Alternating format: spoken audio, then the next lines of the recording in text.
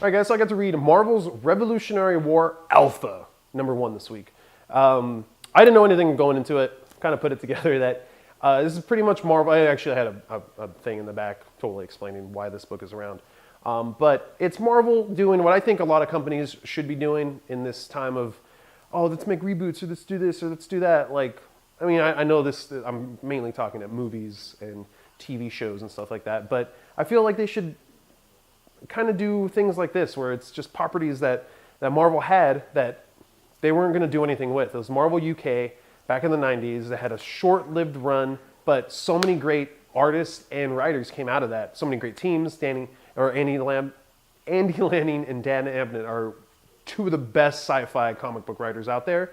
Done so many great things at DC and Marvel, and they got their start at Marvel UK.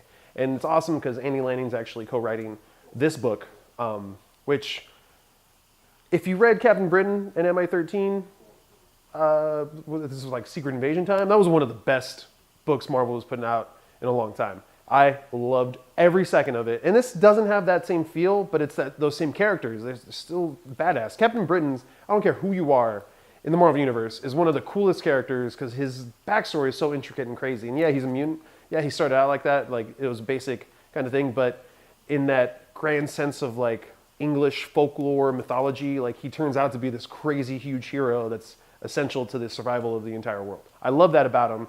And they kind of play into that in this. They kind of bring that in, and that's really cool to me. They bring in these characters that essentially died forever ago.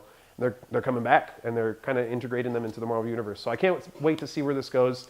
It wasn't that crazy. It wasn't blow my mind, infinity awesome, but it was still a really interesting read, and I still loved it. So 4 out of 5 Nerd Skulls for this book. Thank you, Andy Lanning, for another awesome Captain Britain book.